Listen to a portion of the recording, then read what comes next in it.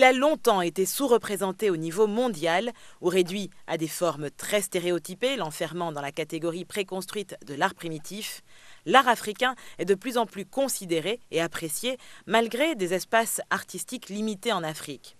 Il contribue donc assurément au développement du continent. Constatant l'absence criarde des États censés promouvoir une politique culturelle et artistique tournée vers l'émergence, des initiatives privées se sont mises en action et cela fonctionne. Aujourd'hui, de plus en plus de foires, festivals, biennales, triennales et centres culturels voient le jour pour favoriser et valoriser les expressions culturelles et artistiques africaines. C'est ainsi que Sindika Dokolo, homme d'affaires passionné d'art qui possède la plus importante collection africaine d'art contemporain, s'évertue au sein de la fondation éponyme, la fondation Sindika Dokolo, à exposer au public africain la production artistique contemporaine et à offrir hors du continent une perspective intelligente, voire militante d'un continent en pleine mutation. Alors est-ce que Sindika Dokolo, vous êtes prêt à faire le point? Je suis prêt. Vous êtes le président de la fondation Sindika Dokolo, qui est une fondation éponyme. Est-ce que vous pouvez nous expliquer d'abord, pour commencer, ce que c'est que cette fondation et à quoi elle sert finalement? Elle est le résultat d'une aventure que j'ai eue dans le monde de l'art, qui était l'opportunité d'abord de rencontrer des personnes qui étaient des artistes et des curateurs, donc des commissaires d'exposition, et puis d'acquérir en 2003 une grande collection, un peu par un concours de circonstances, qui était une collection d'un grand collectionneur allemand qui s'appelait Hans Bogarts. Et donc j'ai réussi à l'acquérir dans des conditions très avantageuses et je me suis retrouvé un peu du jour au lendemain à la tête d'une collection importante qui avait une masse critique. Mais en tant qu'Africain, collectionneur africain, j'ai été très vite confronté à des questions de nature morale et politique. Par exemple, l'intégration de l'Afrique dans les circuits internationaux de l'art. Par exemple, l'importance d'exposer le public africain à sa création contemporaine, de créer des plateformes qui permettent aux artistes africains d'être exposés, d'arriver à confronter leur travail à leurs sources d'inspiration qui sont ces populations et ce public africain. Et donc pour moi, c'est des questions fondamentales qui ne pouvaient être abordées que dans le cadre d'une fondation. Et donc cette fondation s'est créée autour de la collection et on a tout de suite défini une série de piliers avec des objectifs qui étaient fondamentalement assez politiques, comme par exemple les principes de réciprocité. Pour nous, c'était important qu'on essaye en même temps de montrer une image de l'Afrique qui est différente de celle qui est généralement perçue au travers des médias internationaux, qui sont généralement axés plutôt sur des aspects négatifs, des aspects simplificateurs ou simplistes, et arriver à montrer que nous sommes un continent qui est très différent, d'abord qui a beaucoup évolué, qui est définitivement engagé dans ce 21e siècle, qui est un continent qui est contemporain, qui est global, qui a une vision du monde qui est tout à fait pertinente et qui a quelque chose à apporter dans le débat sur des questions globales et universelles. Et donc pour nous, c'était très important de marquer une position qui était une position forte, d'utiliser cet outil qui était la collection pour confronter, pour défier le monde de l'art par rapport à certaines contradictions que nous trouvons moralement scandaleuses. Et par exemple, ce principe que nous exigeons de toutes les institutions avec lesquelles nous travaillons à l'international, qui est qu'on accepte, nous n'acceptons pas d'argent d'institutions internationales. Nous sommes disponibles pour organiser le transport, l'organisation du montage et de la production des expositions, où que ce soit dans le monde. Nous, ce que nous demandons, ce que nous exigeons en contrepartie de ces institutions internationales, c'est qu'elles s'obligent à organiser le même show, donc la même exposition, dans le pays africain de leur choix. Et comme je dis toujours, que ce soit dans un centre d'art contemporain à Johannesburg ou sur un terrain de basket à Mogadiscio, peu importe. Ce qui est important, c'est de comprendre au niveau du monde de l'art qu'il ne s'agit pas d'égyptologie.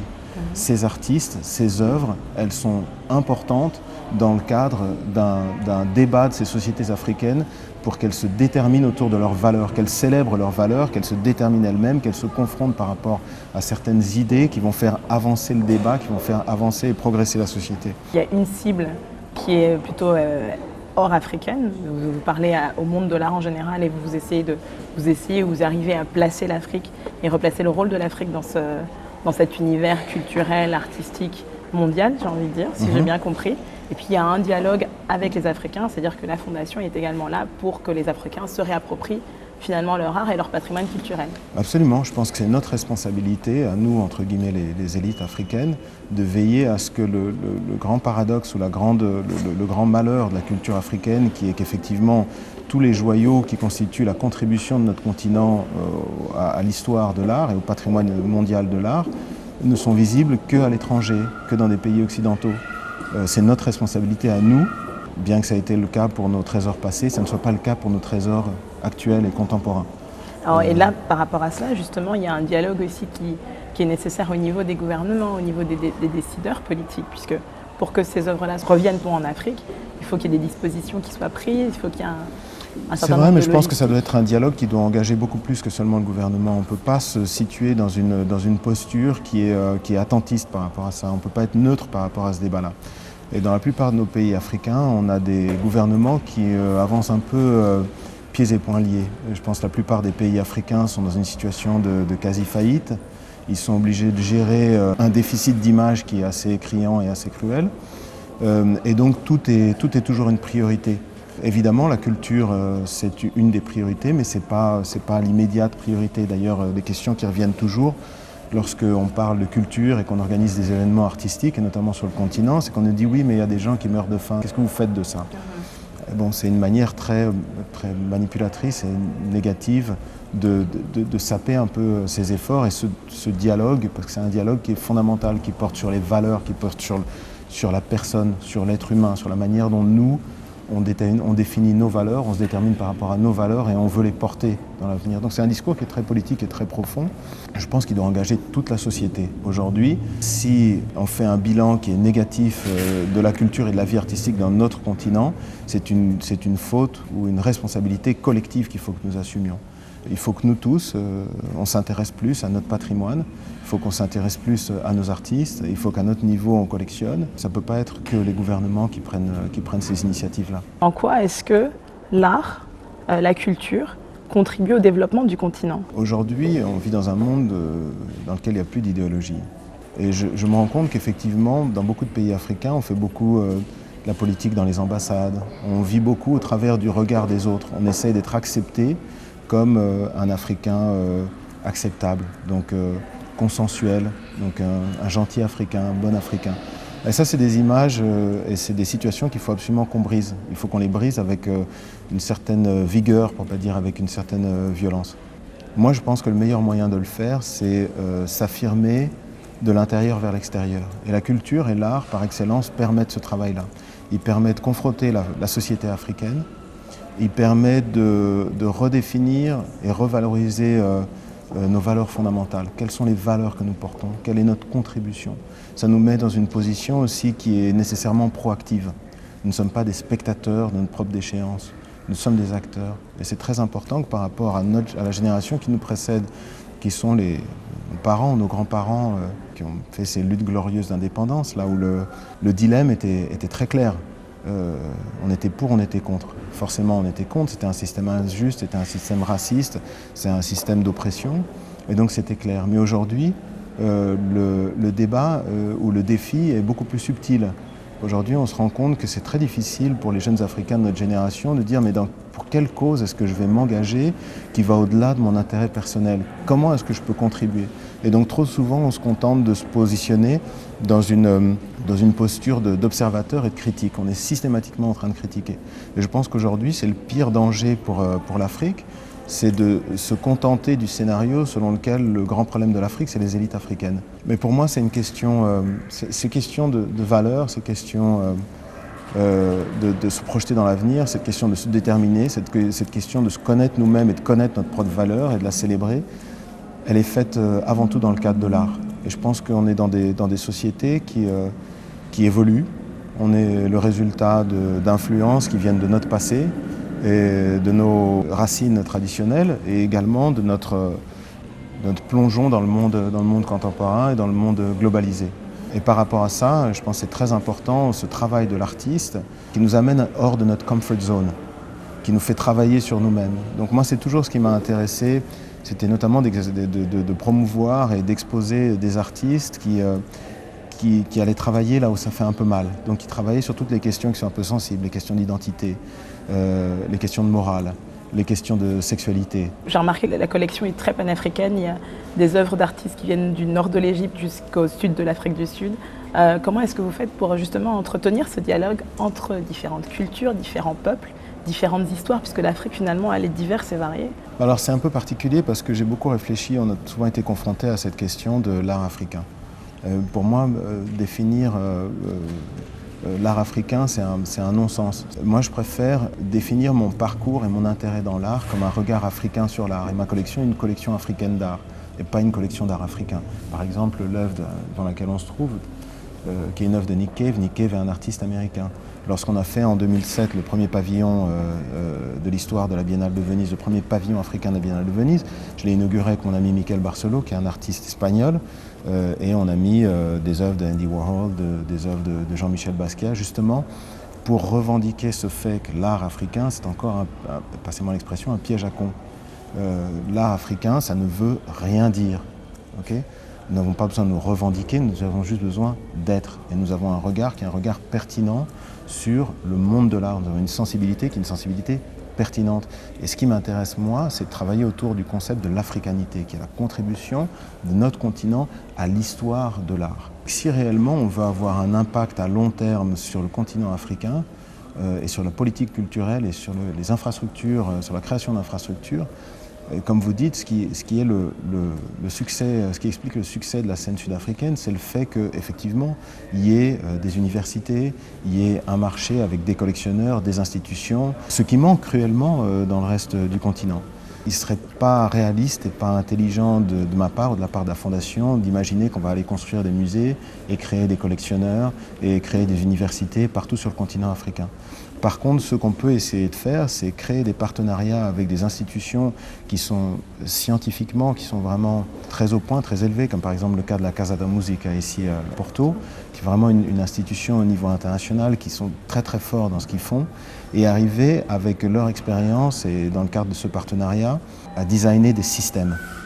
Par exemple, on est tombé d'accord et on a accepté de devenir membre fondateur de la Casa da Música et on a déjà proposé un projet de créer une task force, un groupe de travail qui va commencer à définir les contours du projet du Conservatoire national de musique que je voudrais créer en Angola. Mais quand je dis en Angola, moi je suis congolais. Ça peut être demain, c'est valide pour Kinshasa, pour Brazzaville, pour Yaoundé, pour Lagos. Mais arriver à créer un système qui soit un système bon. Je pense que le danger, c'est l'idée qu'on devrait à chaque fois réinventer la roue. Il y a des manières de faire les choses. Il y a des manières de les faire correctement. Il y a des bonnes institutions internationales et il y a des systèmes qui ne fonctionnent pas. Et donc il faut que nous, on soit assez sélectifs. Et donc ce qui est important pour moi, c'est de choisir le bon interlocuteur. Une fois que j'ai le bon interlocuteur, arriver à définir le bon cahier des charges du projet que je veux. Et ensuite, arriver à designer un projet qui est un vrai bon projet pour un résultat qui ne sera pas un bon projet africain. Il faut arrêter avec ces histoires de dire un projet nul partout au monde est parfaitement bien pour l'Afrique parce que c'est déjà très bien qu'ils aient un conservatoire. S'ils jouent des notes de travers avec des fausses notes toutes les 3 lignes, avec des chefs d'orchestre qui ne sont pas capables de lire la musique, ça ira parce qu'au moins c'est sympa, c'est mignon, il faut arrêter avec ça. Si on fait des projets, il faut faire des projets qui soient top d'un point de vue objectif international. Ce que nous on veut faire dans le monde de la culture, c'est justement arriver à sélectionner les meilleures institutions et arriver à designer les meilleurs systèmes possibles qui correspondent aussi à nos contraintes et à notre réalité. En Angola, enfin on reste précisément en Angola puisque c'est quand même là que se trouve le cœur de la Fondation. Vous vouliez restituer un certain nombre de pièces du patrimoine artistique culturel africain, notamment les masques Chokwe. Est-ce que vous pouvez nous en dire un petit peu plus? Parce que ça, c'est quelque chose finalement qui n'est pas forcément de l'art contemporain, mais qui fait quand même partie de vos démarches, les démarches que vous effectuez au sein de la Fondation. Première chose, moi j'appelle ça l'art classique africain. C'est un vocable dont l'auteur, c'est pas moi, c'est Simon Djamie, qui travaille avec la Fondation et qui est un grand philosophe et penseur de la culture africaine, des systèmes, un grand curateur, un grand commissaire d'exposition. Et on a défini ensemble ça comme étant l'art classique africain. C'est pas anodin comme définition, parce que à la base, il y a la manière dont on se regarde nous-mêmes, la manière dont on valorise notre contribution à l'histoire de l'art. Et donc pour moi, la question de l'art classique africain et de l'art contemporain africain, c'est la même. C'est comment est-ce que nous, Africains, on se relationne avec notre contribution à l'histoire de l'art, au monde, au patrimoine universel de l'art et de la culture. Et de ce point de vue-là, moi, l'art classique africain, c'est ma passion. C'est vraiment le truc. Mon père était un grand collectionneur. J'ai développé un rapport à l'objet, un rapport à l'esthétique, un rapport à ce qui, au-delà de la forme, fait la force d'une œuvre d'art grâce à l'art classique africain. On a deux situations qui sont paradoxales et qui sont des erreurs à mon sens. La première qui est le point de vue africain. Aujourd'hui, quand vous allez dans des musées, dans le cas de l'Angola par exemple, ils ont fait un grand investissement pour reconstruire le musée de Dundo. Dundo, c'est le centre dans la province de Lunda Nord qui fait la frontière avec le Congo, qui est le centre de la culture Chokwe. En fait, les Chokwe sont un grand peuple qui ont produit un art qui est absolument fabuleux et reconnu dans le monde entier, que ce soit les statues Chibinda Ilunga du héros mythique fondateur de la civilisation Chokwe, comme les masques Mwanapo, qui sont le masque féminin qui incarne les vertus de la femme Chokwe. Ça fait les Chokwe, comme les Songé, comme les Fan au Gabon, les Sénoufo, etc., sont les grandes civilisations qui ont contribué en termes d'art classique à l'histoire de l'art. Le problème, c'est qu'en Afrique, et dans le cas de ce musée de Dundo, on a une vision de notre art qui n'est pas de l'art pour l'art, qui est de l'art dans son contexte anthropologique, c'est-à-dire aller aux sources, aux racines historiques de nos populations, nos ancêtres, et arriver à comprendre comment ils vivaient. Et donc vous avez un chef-d'œuvre, Chibinda Ilunga, qui aujourd'hui, c'est pas peut-être 10 millions de dollars, qui est posé à côté d'une petite canne à pêche et d'une petite calebasse pour montrer comment est-ce nos ancêtres vivaient à l'époque. On doit arriver à comprendre et à valoriser l'art pour l'art. Et alors l'autre travers, c'est au niveau du monde international, du monde de l'art. Effectivement, vous regardez Sotheby's Christie, vous allez voir, je disais des Fang, des masques Ngil, des Fang, des gardiens de reliquaires Kota, des statues Sénoufo, des Telem ou des Dogon du Mali, des Chokwe, Mas Chibinda, Sotheby's, ça ne peut pas faire moins que 10 millions de dollars, 5-10 millions de dollars. Ils capitalisent sur l'angle de quelle a été la contribution de ces pièces-là au déclenchement de la modernité dans l'art. Donc l'influence sur Braque, sur Picasso, etc.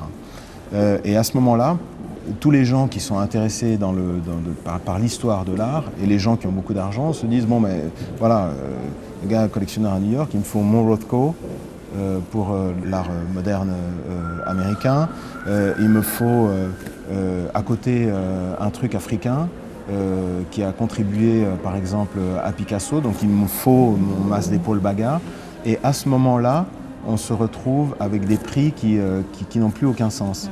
Mais là encore, c'est plus l'art pour l'art. C'est l'art africain dans son importance par rapport à l'art européen. Et alors c'est là où nous, c'est super important qu'on arrive à nourrir ce débat-là et qu'on arrive à révéler la vraie valeur de cette contribution importante à l'histoire de l'art, qu'est l'art classique africain. Et il y a des pièces qui sont absolument géniales, mais il faut trouver une autre manière de les montrer. Et donc ça, c'est un des grands défis justement de la Fondation. Mon travail à moi en tant qu'institution, c'est arriver à réfléchir, à mettre le doigt sur des choses qui sont des non-sens et à travailler sur des systèmes qui permettent de remettre les choses en place. Il y a des pièces qui ont disparu du musée de Luanda, des musées de Dundo. Ces pièces circulent sur le marché. Donc aujourd'hui, ce que moi j'ai établi, c'est qu'effectivement, il était important pour qu'on commence à respecter l'Afrique comme un opérateur culturel, comme un membre de cette communauté internationale au même titre que n'importe quel autre, que nous nous fassions respecter. Et du point de vue de notre patrimoine culturel, c'était par rapport à cette question des œuvres volées. Aujourd'hui, quand vous avez une statue de Chibinda Ilunga, vous savez que vous avez un patrimoine qui vaut 10 millions de dollars. Vous l'avez peut-être acheté il y a quelques années à 500 000. De la même manière, vous avez un super masque Mwanapo, vous avez quelque chose qui vaut 500 000 dollars. Vous l'avez peut-être acheté 50 000 ou 100 000 à l'époque. Donc ce que moi j'ai proposé, c'est que j'ai dit écoutez, deux options. Cette pièce est brûlée, je l'ai trouvée, c'est fini, je ne vous laisserai pas la revendre. Donc je vais commencer une action judiciaire pour la récupérer au nom du pays, mais je vous laisse une autre alternative. Je suis en train de constituer un fonds, dans le cas de l'Angola, c'est avec, j'ai pris les 50 comptes fiscaux les plus élevés, donc les contributeurs fiscaux les plus élevés, les sociétés qui créent le plus de richesses en Angola, et je leur ai proposé, dans le cadre, il existe une loi justement sur le mécénat, qui permet justement de faire un montage fiscal qui est fiscalement intéressant pour les sociétés. Et donc de créer ce fonds qui va permettre d'indemniser tous les propriétaires de ces pièces. Donc je leur propose, comme le fonds n'existait pas, je l'ai racheté moi-même, j'ai racheté les 2 masques moi-même, et j'ai proposé à la personne, je lui ai dit écoutez, c'est des masques qui sont importants, c'est pas de l'égyptologie, c'est des masques qui pour nous, moi en tant que Congolais et en tant qu'Angolais, c'est quelque chose qui est important, qui est fondamental pour moi, qui est important que mes enfants puissent avoir accès à ça. C'est notre patrimoine, ça nous appartient. On doit se battre pour le récupérer. Sindika Dokolo, au moment où nous faisons ce point, quel est votre point d'interrogation? Est-ce qu'on va réussir à élever le débat et à reprendre le contrôle sur le débat? C'est mon grand point d'interrogation, mais c'est aussi ma grande lutte, parce que c'est jamais acquis d'office. Mais l'Afrique a tellement d'atouts, tellement d'énergie, tellement de ressources. C'est tellement disproportionné entre le manque de confiance qu'on a, cette génération qui a été un peu une génération avec le moral brisé, un peu perdu confiance en soi. Et c'est cette reprise de confiance en soi, je pense, qui est le grand point d'interrogation, le grand challenge. Quel est votre point d'exclamation? Colère. J'aime pas le mot indignation parce que c'est un peu trop passé de mode là. Mais je suis souvent assez fâché, je m'enflamme parce que je pense que c'est important que... Il y a des choses qui ne sont pas normales, des choses qui sont peut-être complexes, mais qui sont tout aussi scandaleuses et inacceptables que les systèmes dont nos parents étaient les victimes avant l'indépendance. Maintenant, à nous d'arriver à les révéler, à les exposer, à les démonter et à les combattre. Qu'est-ce qui précède vos points de suspension? C'est une ouverture poétique. J'ai l'impression qu'il faut qu'on arrive à replonger suffisamment au centre de nous-mêmes, au fond de nous-mêmes, pour retrouver notre manière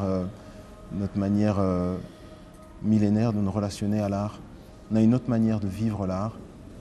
Et je pense que c'est une grande contribution qu'on pourrait faire aujourd'hui au débat de l'art, des artistes, la place des artistes dans notre société. Donc ça serait ça, cette espèce d'envol poétique qui précéderait 3 points de suspension d'une histoire qui doit continuer d'être écrite. Si je dis Afrique, quel est le point fort? L'Africain. C'est le point fort et le point faible. C'est très intéressant parce qu'à chaque fois au Congo, on dit oui, la vraie richesse du Congo, c'est sa population. On est notre propre plus grande richesse et notre propre plus grande faiblesse. Donc c'est là où justement il faut travailler sur la personne, sur l'homme. Même plus que les systèmes, même plus que la technique, même plus que l'économie. Je pense que la culture, c'est au centre de tout parce qu'il faut qu'on reprenne conscience de ce que nous sommes, ce que nous voulons être et de nos valeurs, les valeurs que nous voulons porter, nous, Africains. Sans complexe, sans honte, sans accepter qu'on nous tapote sur l'épaule ou qu'on nous tapote sur la tête ou qu'on nous infantilise. Quel est votre meilleur souvenir d'Afrique? Je crois que ça a été ma découverte de l'art classique africain. C'est fait naturellement quand j'étais très jeune. Pas forcément en Afrique, elle a été faite notamment en Europe. C'est un très bon ami de mon père qui était un collectionneur complètement fou, qui avait Jean Cambier, un Belge, qui avait une collection absolument incroyable. Et cette initiation qui a été faite de manière complètement gratuite, c'est comme quand on apprend une langue étrangère à un enfant quand il est tout petit. C'est cadeau. C'est cadeau, mais en même temps c'est une richesse qui vous accompagne. C'est dominer une langue étrangère, c'est comme avoir une autre âme, une deuxième âme. Et c'est pareil pour l'art. Avoir cette chance inouïe d'être initié très tôt, c'est un cadeau fabuleux qui vous accompagne et vous enrichit pendant toute votre vie. Et c'est ça que moi j'aimerais offrir au plus large, au plus grand nombre possible de mes compatriotes africains. Quel est votre pire souvenir d'Afrique? Bizarrement, ce n'est pas des souvenirs de guerre et de violence. Moi, je viens d'un pays qui a été ravagé par la guerre, qui est toujours ravagé par la guerre. C'est pas ça. Mon pire souvenir, c'est peut-être les quelques expériences que j'ai pu avoir à plusieurs niveaux d'Africains qui n'avaient plus aucun sens d'eux-mêmes, plus aucun sens de leur rapport à l'État, plus aucune confiance en soi, plus aucun sens de l'autorité. L'Africain qui n'est plus le centre de gravité de sa propre pensée, qui n'est plus le siège de son propre regard sur le monde, qui a un regard incisif, exigeant, pertinent, qui existe et qui se voit exister seulement au travers du regard de l'autre. Et ça, c'est pas une question d'élite africaine, c'est quelque chose qui est transversal dans nos sociétés et qu'il faut absolument qu'on arrive à combattre. Et enfin, Sindika Dokolo, quel est votre point final? C'est un message de paix, c'est un message d'ouverture, c'est un message d'amour, parce que fondamentalement, l'art et la culture, c'est le partage de ce qu'il y a de meilleur en nous. C'est aussi un message d'espoir et un message de sensibilisation. À travers les médias, à travers mes initiatives, à travers vos initiatives, nous sommes des acteurs, nous sommes des moteurs de ce que sera l'Afrique de demain. C'est important qu'on fasse notre boulot de manière responsable, de manière pertinente et de manière morale. Donc c'est ce message-là, ce que je voudrais, c'est un message de conscientisation de tous les Africains, qu'on arrête d'être des rêveurs. On est dans une situation de crise, on a une situation difficile, on a une situation de danger, et il faut qu'on ait conscience exactement des tenants et des aboutissants, il faut qu'on ait conscience du challenge qui nous invite et qui nous appelle. Il faut qu'on soit à la hauteur. Sindika Dokolo, merci. C'est moi qui vous remercie. Lundi prochain, nous ferons le point avec Noéla Coursaris Musunga, mannequin, activiste et présidente de la Fondation Georges Malaïka.